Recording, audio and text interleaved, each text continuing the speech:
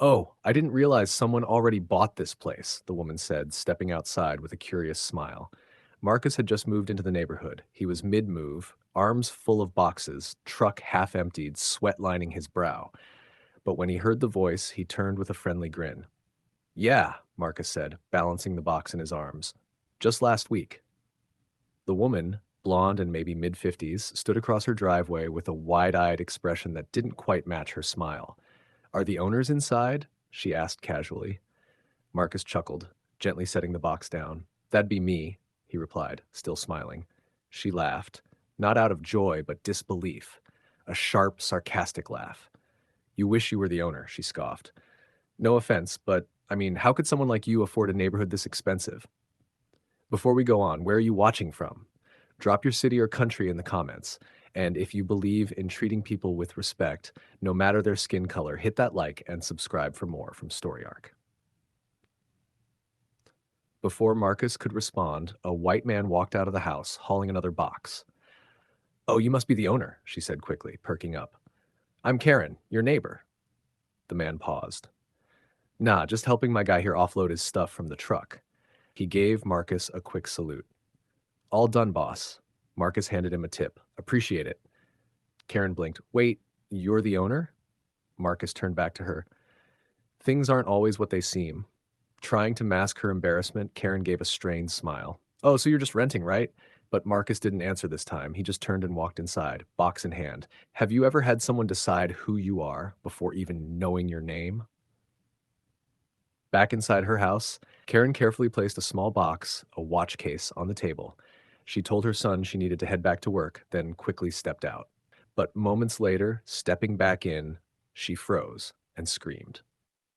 Marcus was standing in her living room. What are you doing in my house? She shrieked. Whoa, whoa, sorry, Marcus said. Hands up. I just came to borrow. Help! Somebody help! Her son popped up from under the kitchen unit, holding a jar. Mom, calm down. He just came for this. Marcus nodded. Couldn't find mine. Still unpacking. My friends are coming over to celebrate. Hope you don't mind. He gave a polite smile and stepped out, leaving the door open behind him. Karen turned sharply to her son. How could you let him inside? What if he's a criminal? You know people like that can't be trusted. Her son frowned. That's not a cool thing to say. The only thing not cool here is letting a potential home invader walk through our house like it's his, Karen snapped. I'm serious. These types are always up to something. Meanwhile, Marcus returned to his home. He had two friends over, just two. The music was soft, nothing louder than a casual conversation. They sat on the couch, chatting, sipping drinks, and unwinding. Nothing rowdy, no shouting, no disrespect. But across the street, Karen was in full meltdown mode. Peeking from behind her curtains, she clenched her jaw. You see what we get, she muttered, pacing. Let thugs run around our neighborhood blasting ghetto music. I'm going to put a stop to this. She stormed out of her house, marched across the lawn, and banged on Marcus's door like it owed her money. Marcus opened with the same calm smile. Hey, Karen. Everything okay? What the heck is going on over here? She exploded. You can't do this. Not in this neighborhood. Marcus blinked. I'm sorry? Do what, exactly? This gang member block party. I knew the second people like you moved in, it would be trouble. People like me? Marcus asked, his voice cooling. Thugs and criminals, she snapped. You think we're just going to sit back and let you destroy this neighborhood? What would you do if someone looked you in the face and said you didn't belong, just because of your skin? Marcus's smile dropped. You're way out of line, Karen. Oh, please, she hissed. I have eyes. I know a criminal when I see one. Marcus took a breath. It's time for you to leave. But Karen was already storming off to call the police. Karen stormed back into her house, fuming. She snatched her phone from the kitchen counter and dialed 911 without hesitation. Yes, I need police immediately, she snapped. My neighbors are having a raging party and keeping the entire neighborhood up with their loud gangster music. I need someone to come put a stop to this now. 15 minutes later, two police officers showed up and knocked firmly on Marcus's door. Marcus opened it calmly. Evening, officers. Everything okay? Before they could respond, Karen burst out of her house like she'd been waiting to pounce. Oh, officers, thank goodness you're here, she exclaimed, pointing toward Marcus. These thugs have been partying all night, blasting their ghetto music. I realize they probably don't have jobs, but some of us have to be up early for work. Marcus raised an eyebrow but didn't say a word yet. The officers turned to him. Sir, is this your residence? Before Marcus could respond, Karen interrupted again. He's not the homeowner. He's just renting. I'll be calling the actual homeowner, and trust me, he's going to be furious when he hears about this mess. The officers exchanged glances.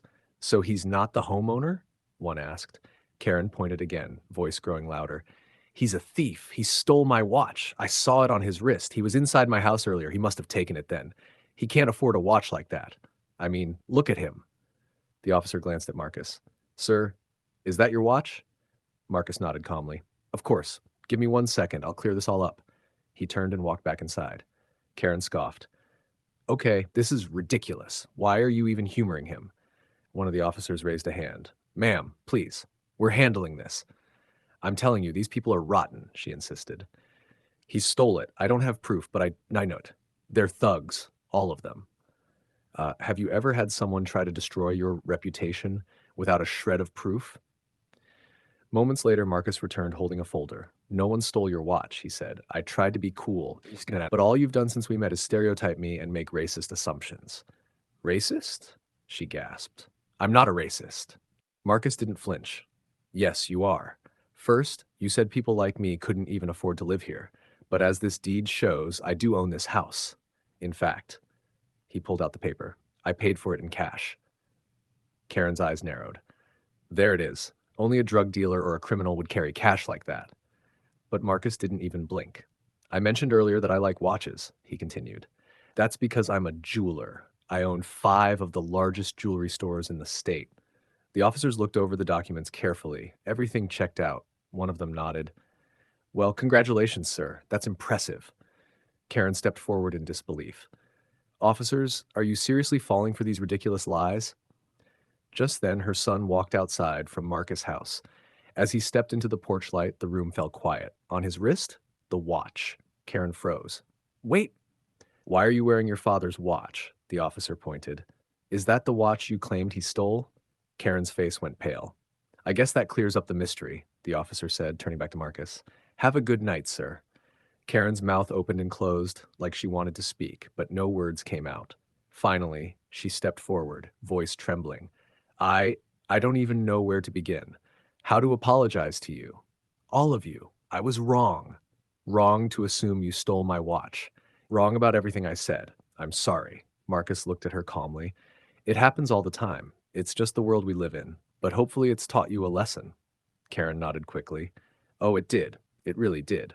I realize now, things aren't always what they seem. I hope you can forgive me. Marcus looked at her. Sure. He stepped back into his house, closing the door softly behind him. Sometimes, people need to be reminded that respect isn't earned through fear. It's earned through truth, character, and patience. If this story moved you, share it. And don't forget to subscribe to Story Arc for more real moments that challenge prejudice, one story at a time.